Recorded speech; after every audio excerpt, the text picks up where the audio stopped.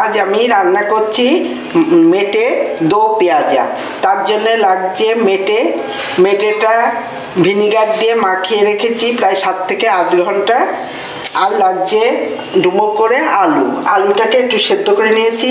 পেঁয়াজ কুচি, এখানে পেঁয়াজ, রসুন, আদা, কাঁচা লঙ্কা, টমেটো আর লবণ, হলুদ লাগবে।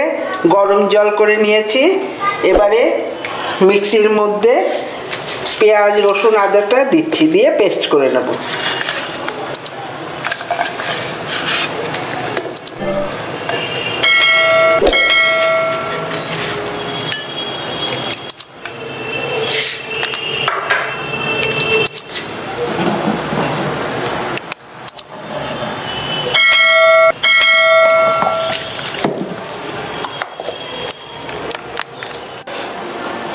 মশলাটা মিক্সিতে দিয়ে পেস্ট